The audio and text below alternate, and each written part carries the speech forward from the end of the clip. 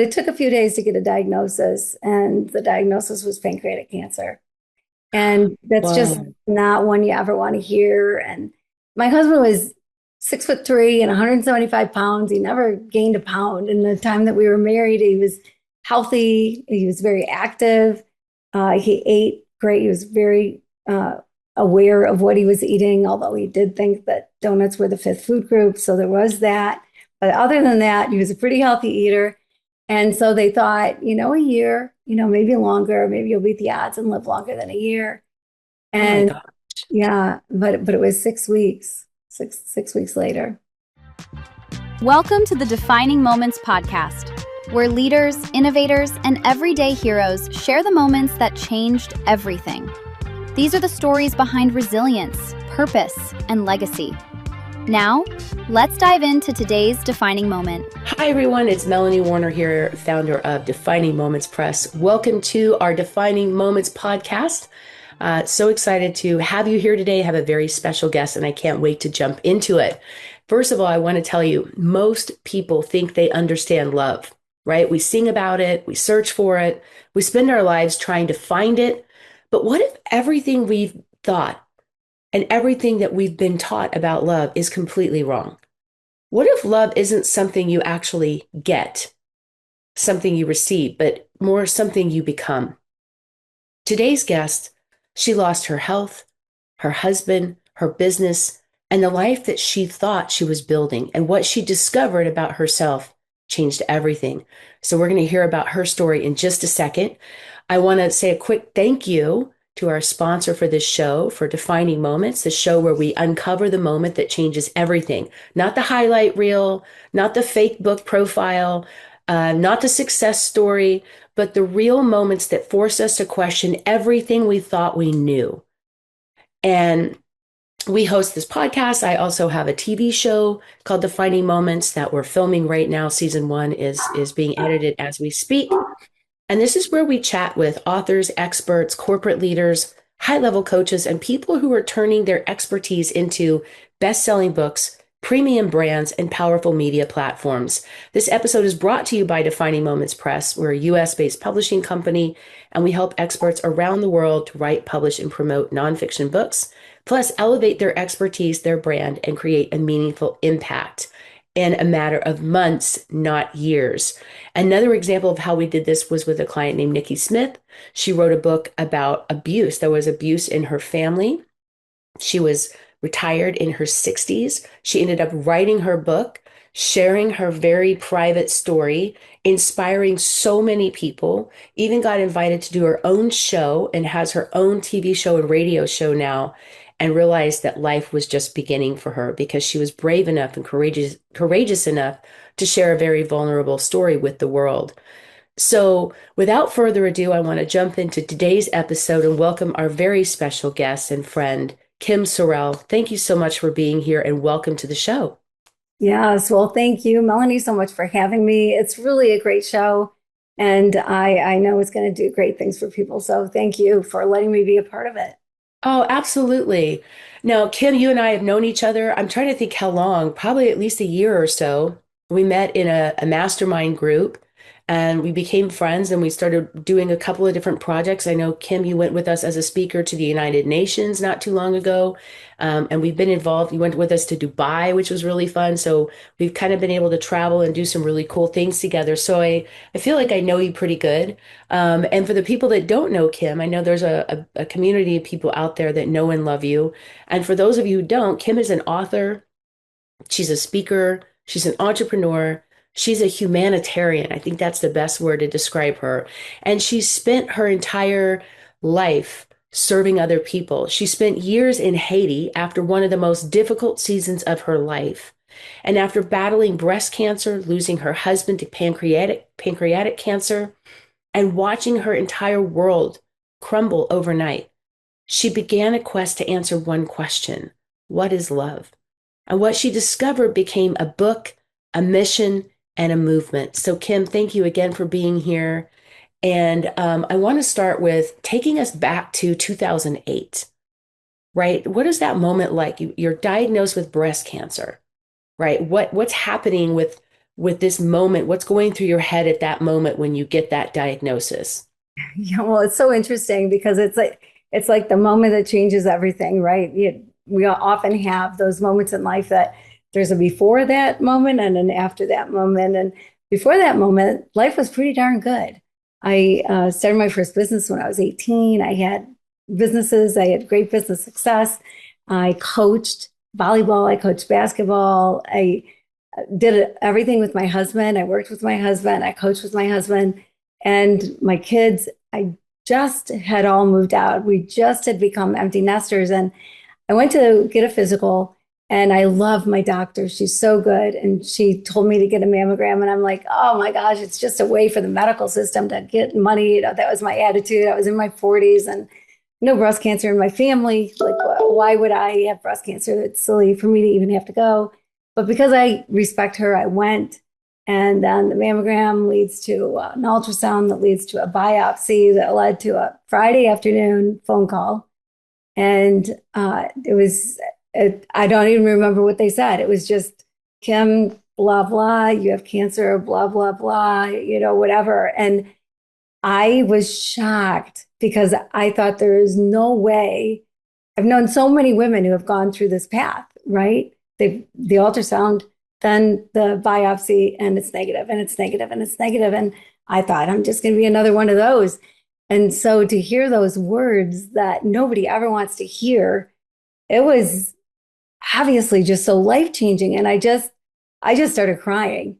I mean, I didn't even know what to do. It was Friday afternoon. It's not like I could call the doctor back and ask questions or anything. I called my husband at work. He was like there in a flash. And if anybody's out there and wondering what to do in the moment, my husband did the most amazing thing that you can do. He just held me. He just held me. And we just held on to each other and got through that moment and figured it out.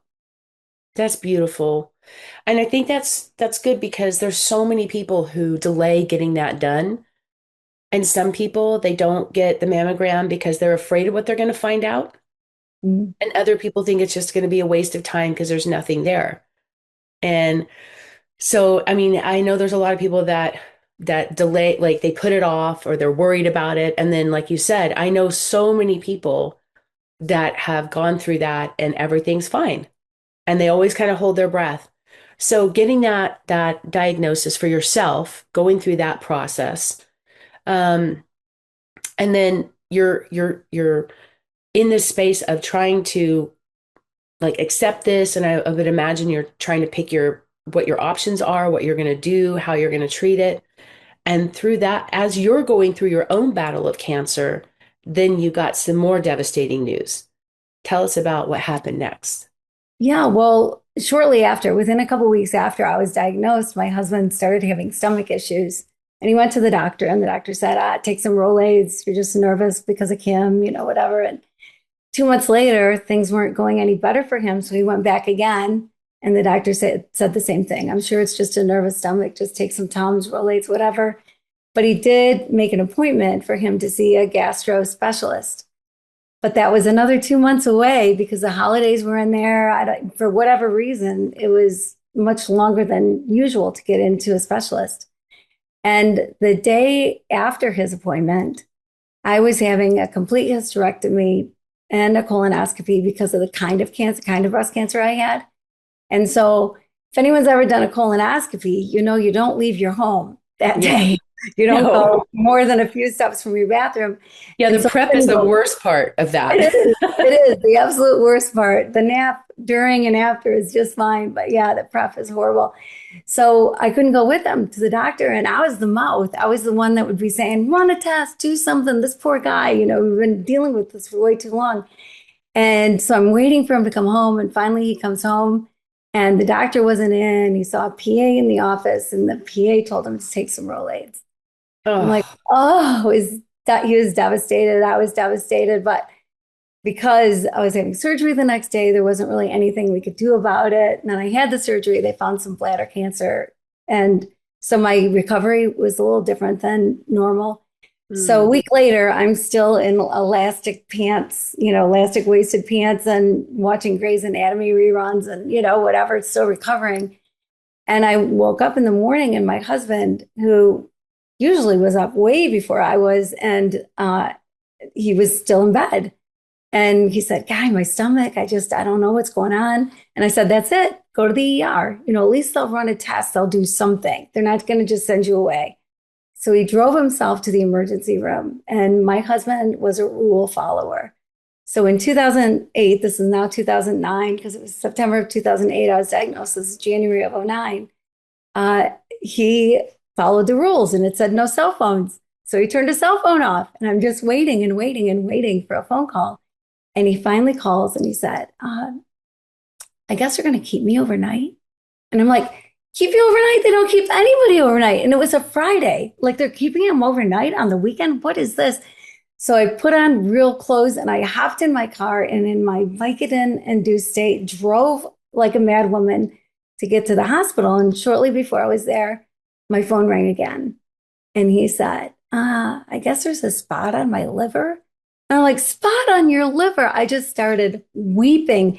And I parked my car and I ran in holding all parts of me that were sore. And they told me where he was, and he was behind a curtain, and the tears are just streaming down my face, and I am weeping. And I grabbed the curtain and I pulled it back, and he was sitting on the edge of the bed as if nothing was going on. And he looked at me and he said, listen, I am not going to invite you out anymore if this is the way you're going to behave.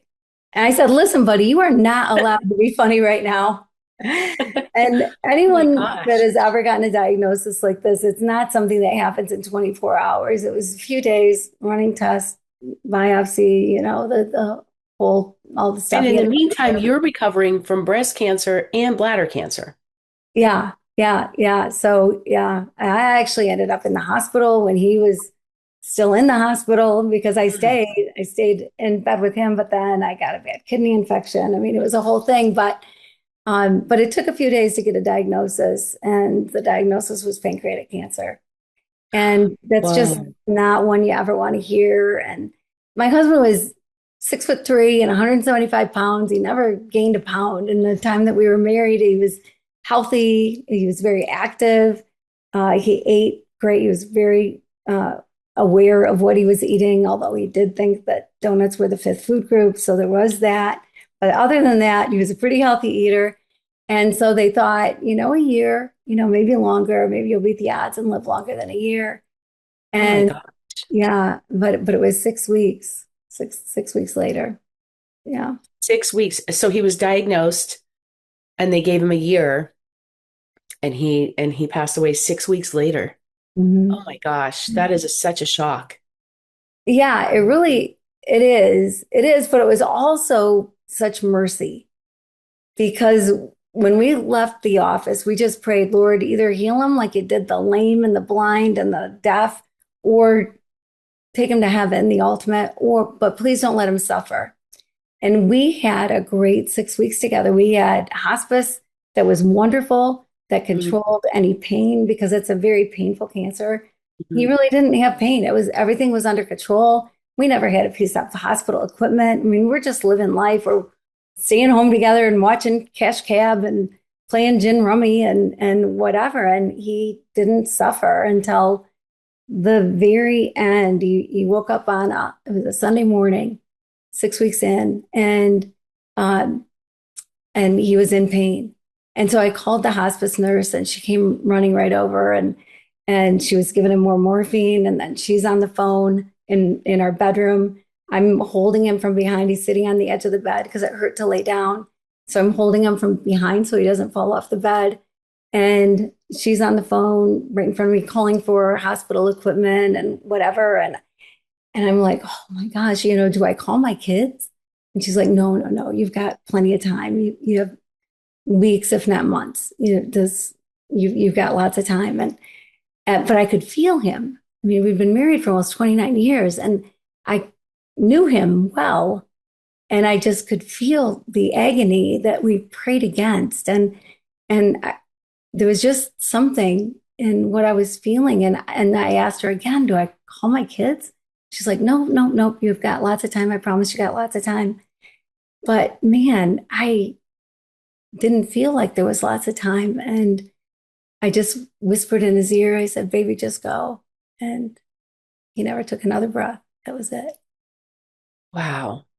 I'm so sorry. I mean, whew, you really honored the vows in sickness and in health for each other.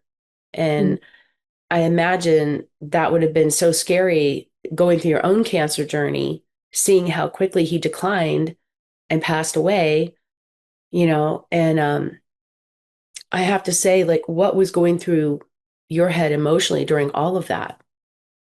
Well, I kind of put some of my stuff on hold. I knew that what I had, you beat. Like it wasn't ever a matter of, oh, geez, because they've come so far. With some cancers, they've come so far, and there's several kinds of breast cancer. I had a really good one if you're going to have one.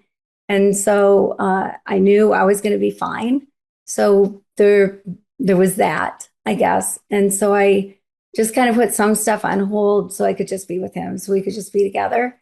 And so, I wasn't thinking about what I was dealing with at all. It was all about what he was dealing with. And I'll tell you, there's something interesting that happens when you find out that your life is going to end soon. And that happened with my husband. They had a peace about it. The rest of us, we don't know. We don't Mhm. know if it's tomorrow, if it's 6 years from 100 years from now, who knows? We don't know. But with him, he just had this peace. And there were times we had a great time. There's no doubt. We had a lot of fun together. But there were times that I would just start crying. And he would just hold me. And then he'd say, don't cry for me. You're the one that has to stay here. Don't cry for me. And Mm. because I didn't want to think about losing him, that's for sure. And it was so quick. We never had the conversations. We never talked about, well, what do you want or what's life going to be like without you? We never wanted to have those conversations and thought we had a lot more time to have those if Yeah. we ever wanted them. So, Wow. yeah. I've often I lost a good friend the other day to cancer, and there was this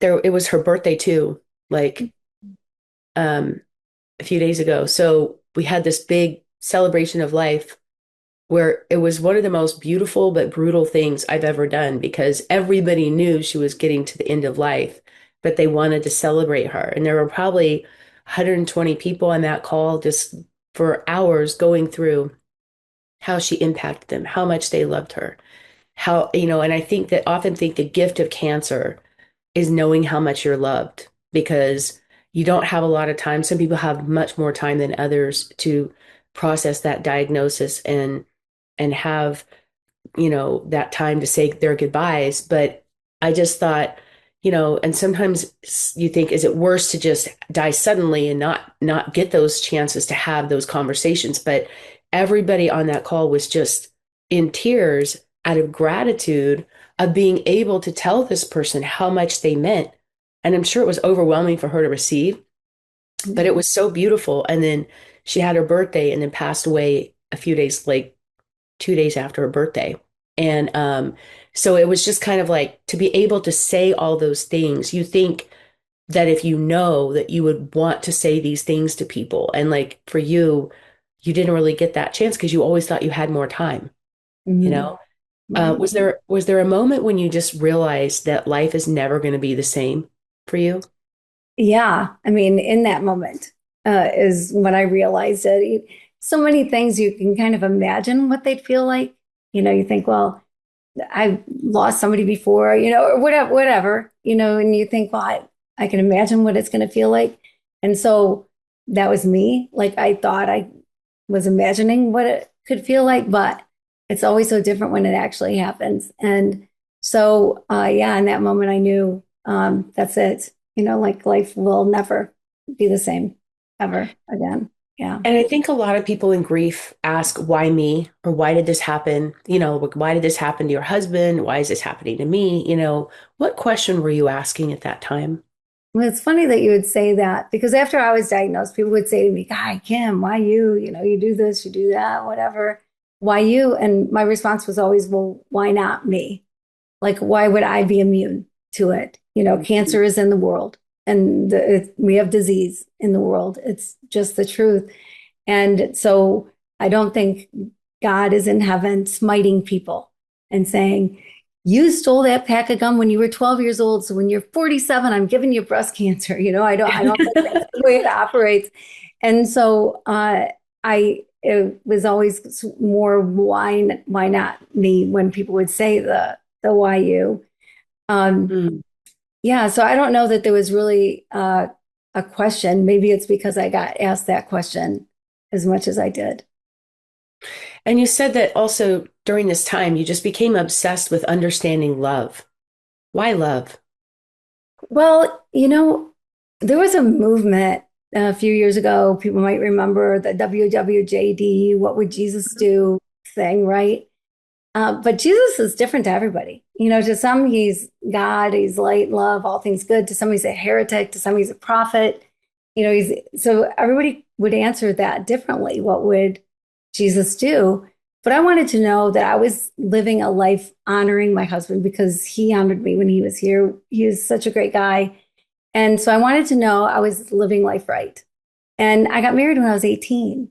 So this was my first foray into single adulthood. And so I wanted to know that I was doing it right. And so I always thought the WWJD thing fell a little short. But love is universal. So if you instead say, what would love do? Then acted on it, live that way, then that you'd be living right. You'd be doing this life right. And so that's why I I became. love that. I never thought about that, but you're right, because people interpret, like I often say, like religion is man-made, and sometimes it's what comes between people and God, or what they call God, and people can interpret. I always think, what would Jesus do? Because he never got stuck in carpool in traffic with PMS and hormones. Like, what would he do? Yeah. So it's so funny, but you're right, because love is really the answer to solve everything that's going on in relationships, in health, in the world. Like, it just brings such peace. And you explored this. You kind of went deeper into this question about what is love really and why love. And I know eventually you ended up walking away from a business that you spent years building. Why would you choose to do that? Well, I had a son who came over actually right after my husband was diagnosed and said, I'll take care of everything at work. Don't worry about it. And so he did that. And so when I was physically able to go back to work, it was the end of 2009. My husband died in March, and then I got through my stuff and I was able to go back to work, but I didn't know what that was going to look like for me. And I kind of wanted to take it slow because I wanted to figure out what life was in general was going to look like. And so I happened to run into a guy that was running a nonprofit that my father and I had started 10 years before then. And I said, hey, do you need any help with anything? What about bookkeeping? And he's like, oh, yeah, if you could do the books, that'd be great. So January 1st of that year, I became a part-time bookkeeper for a nonprofit. And then 12 days later, there was an earthquake in Haiti that killed over 200,000 people. So within 2 weeks, I was in Haiti and then spent at least some of every month in Haiti for the next several years. Wow. So you're basically 2 weeks into this nonprofit role. Haiti gets hit by this devastating earthquake. You go to Haiti. What did you see when you arrived that you will never forget? Oh my gosh. Sorrow, shock. Uh, it's as if everyone's breath was taken away. If you think about the magnitude of it, that number of people, and that's not countrywide, that's in the area where the earthquake happened, right? And so to lose that many people, everybody lost somebody in their family. Everybody that I saw had a family member die, had friends die.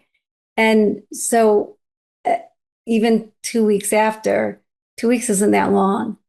And there's aftershocks and there's still unburying people and they're still finding people alive under rubble that have been there for 2 weeks. And to think of what 27 seconds or however long it was, it's not like it's that long. the damage that it could do. But there were most roads you couldn't get down because there was rubble in the roads, because buildings fell down. There was so many buildings that fell down, and very few buildings still stood. I mean, it was devastation beyond imagination. It was tough, but it was the people that I just will never forget how hard it was, but yeah, how resilient at the same time, how everybody just kind of band together and looked out for each other.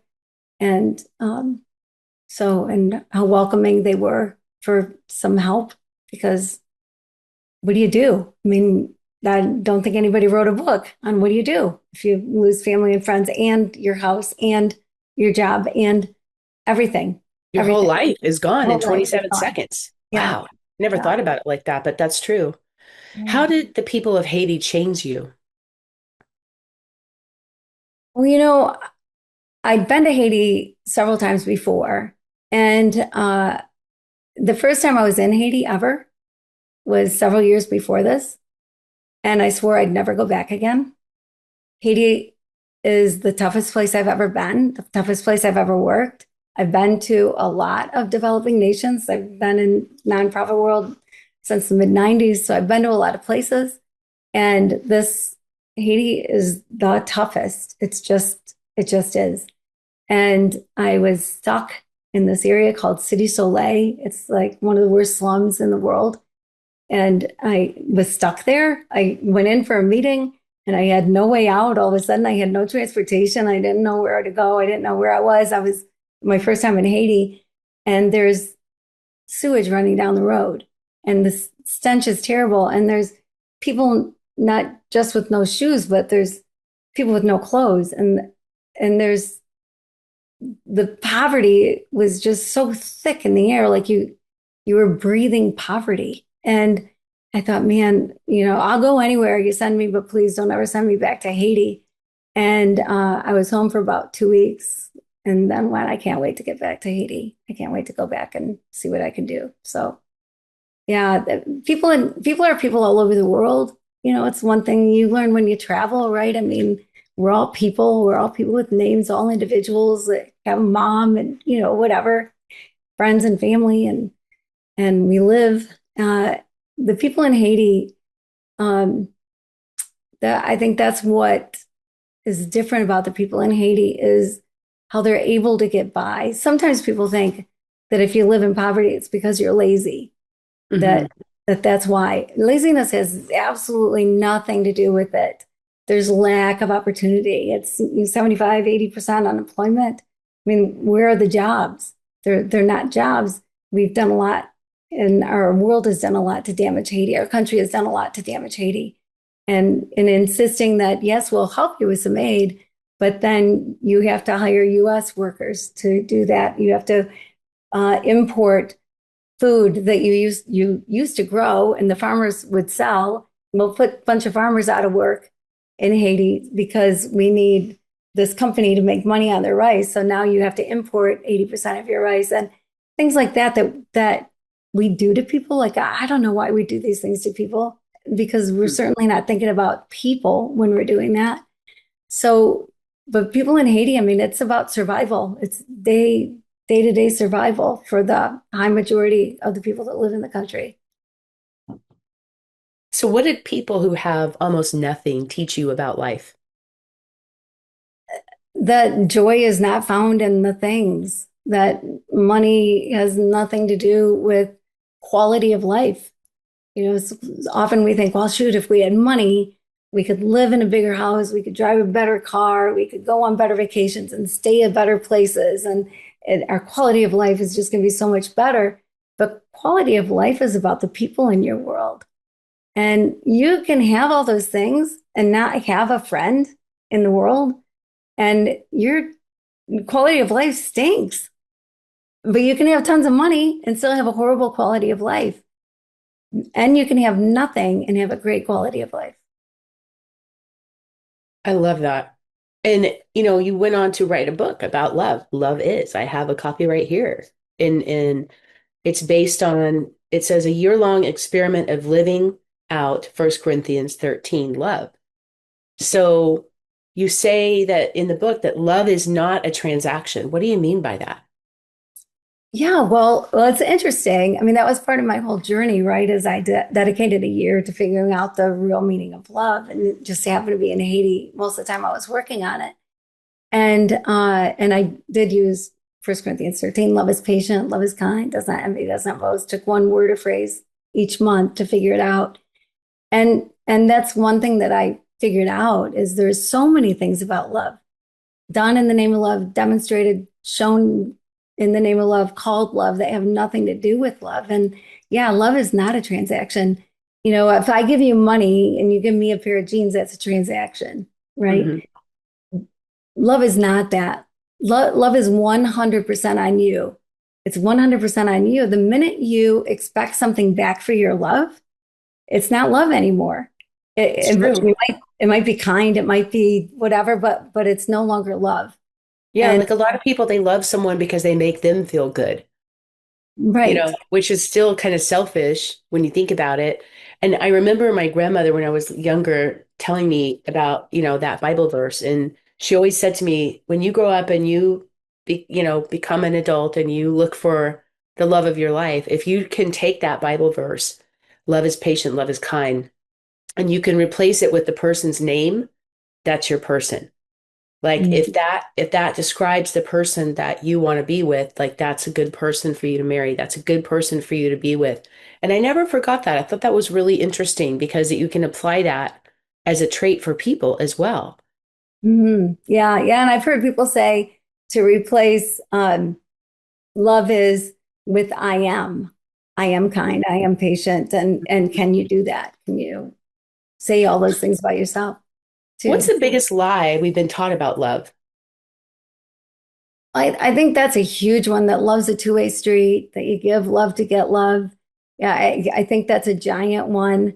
It says that we have some control over people and we don't. You know, you have a baby, you bring baby home from the hospital and you control everything. You're in total control. You decide when the baby eats, when the baby has a bath, when the baby takes a nap. But then 6, 7, 8 months later, your Tupperware is all over the kitchen floor. Pots and pans are banging. You realize you've lost control and you never get it back again because you control no one. You control no one but you.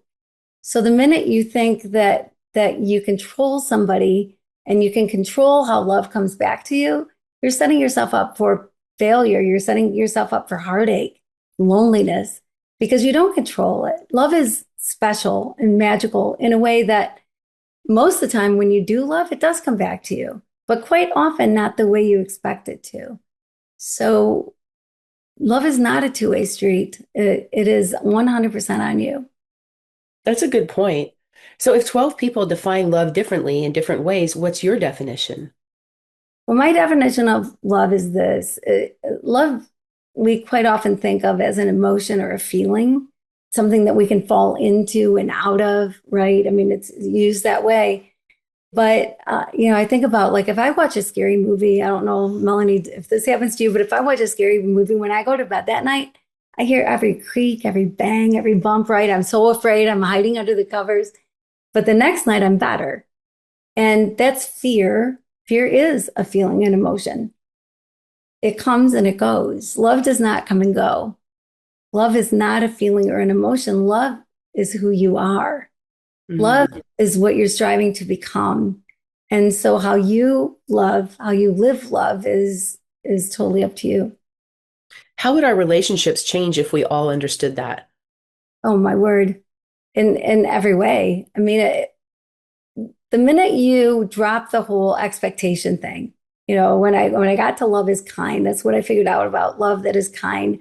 Because we're kind, you're kind, everyone's kind, right? You say kind things, you do kind things, open a door for somebody, whatever, bring a casserole over when they're sick, whatever. I mean, we show kindness, but love that is kind is doing kind things, being kind, only because that's what love is, with zero expectation of getting anything in return.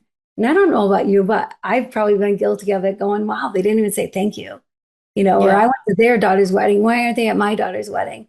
Well, I the see minute you doing that a lot. I notice you doing little kind things for people that they don't expect, they didn't ask for. And I see you doing that. I see you living that example a lot when I'm around you.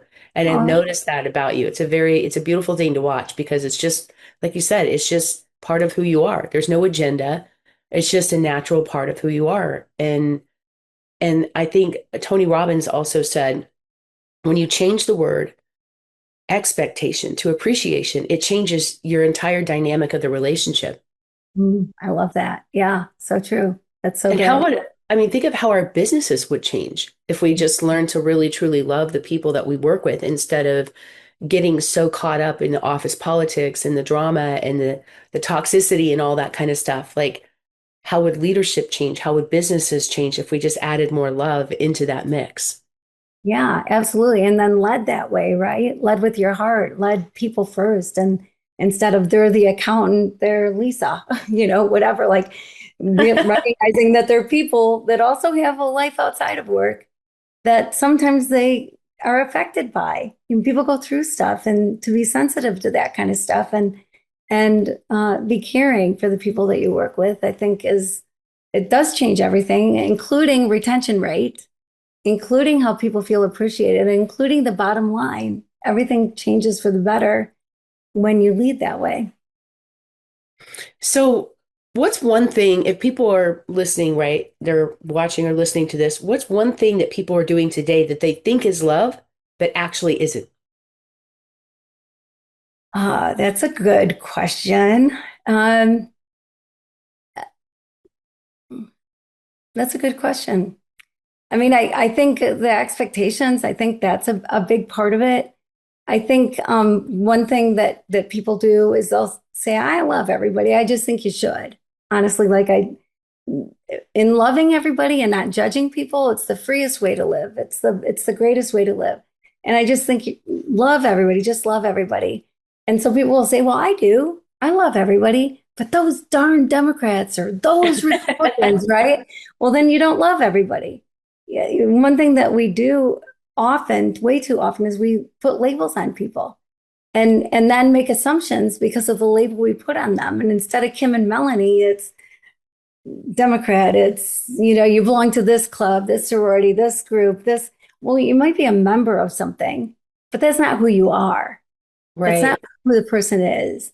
So tearing those labels down and instead look at the individual and appreciate the incredible beauty of all of us being so individual.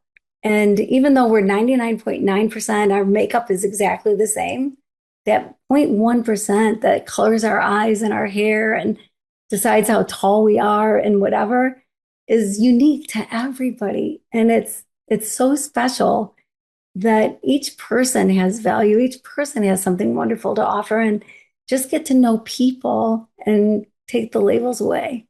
I love that. And it's so cool too how, there are people that if you really break it down, like how I think some people define love and you think of the love languages, right? Like that was a big thing. Like that was a big aha moment for me reading that book by John Gray. I think it was John Gray. No, I can't remember who wrote that book, The Five Love Languages, right? Chapman. Yep. Yeah. And Yeah. Chapman is his name. right, right. And it was like it helped me recognize how I felt loved because my whole life I struggled with I didn't feel loved. Mhm. And it was like my parents, I know they love me. They just didn't say it very much when I was growing up. And it Mhm. wasn't until I became an adult that I realized I needed to hear it. Like words of affirmation became a love language. So when I understood what made me feel loved, it was easier for me to communicate that to other people. And so what's interesting about that book is it opened up, it created an awareness in me to communicate better, to where I became better because I understood that. And then there's a whole other side of it of this is how you feel love and receive love, but then there's things you do to express love. And I find that some people, they get blocked in their relationships because they're like, well, I'm doing all this for this person because that's how they feel love. But the person doesn't want all of that stuff. Like Right. people Right. like to give gifts and then other people are like, I feel guilty receiving this, that's not how I feel loved. But it's how it's their love language to give a gift. Mhm.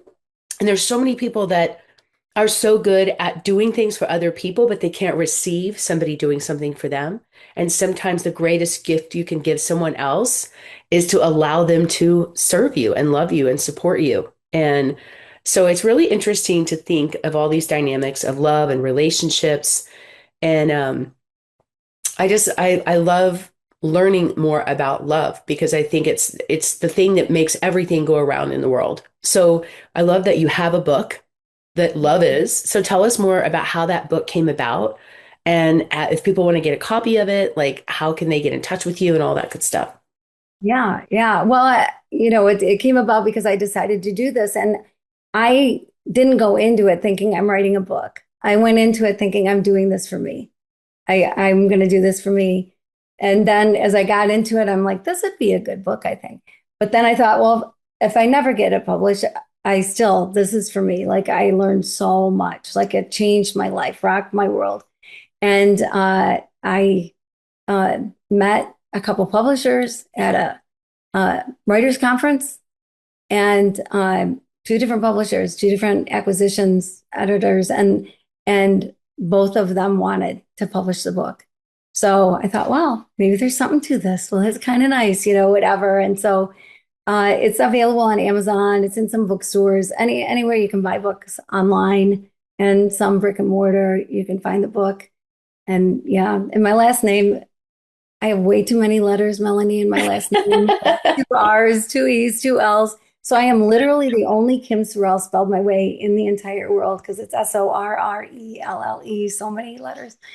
And so that's my website, and I have a 14-week love challenge on there that is just a quick little something that comes in your inbox on a Monday morning, and just something to kind of think about for the week. And it's the 14 different is's and isn'ts of love. I love that. I love that.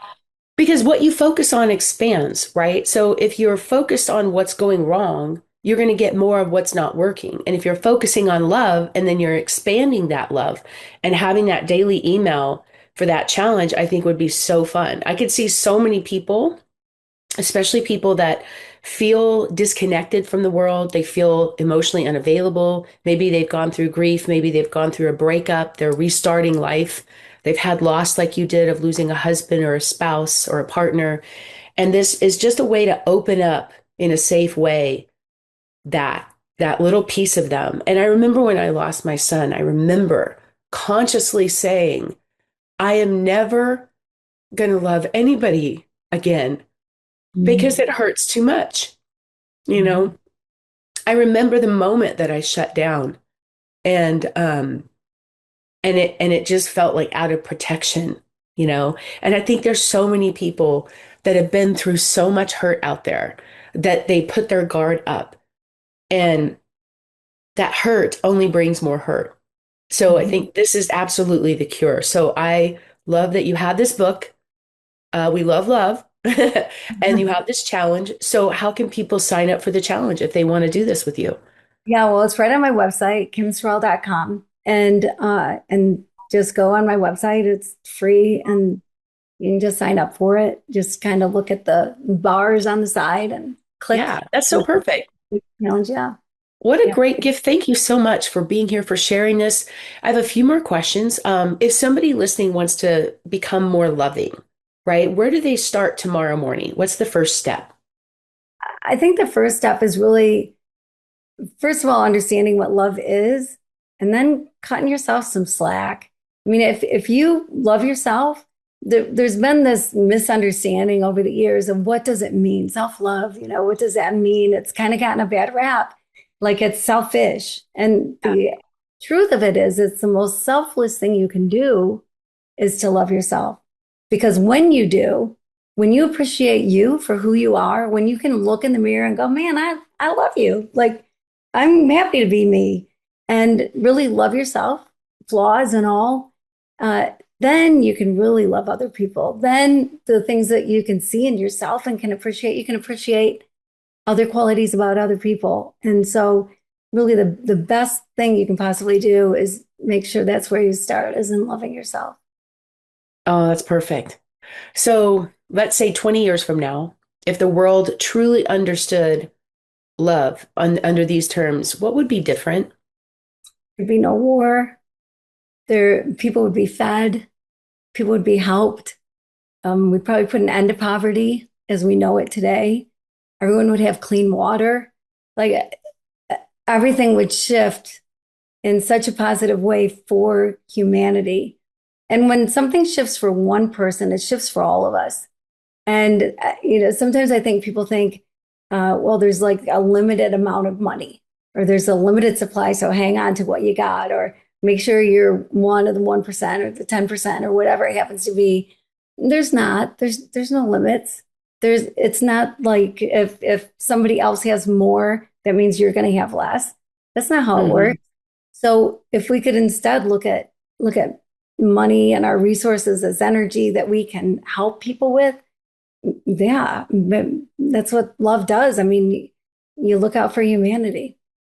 Oh, I love that. And it's so true because when I think about this mystery guest, by the way, as we're kind of wrapping up this episode, I always love to bring in a mystery guest. And this is like the most perfect person to talk about right now as our mystery guest with you. And this woman, before she became one of the most recognized humanitarians in history, before she won the Nobel Peace Prize, she was a teacher. She was living a relatively ordinary life. And then one day she was riding on a train and she experienced what she later called a call within a call, a deeper calling. I call it a defining moment. It was a voice that challenged her to leave behind safety, certainty, and comfort.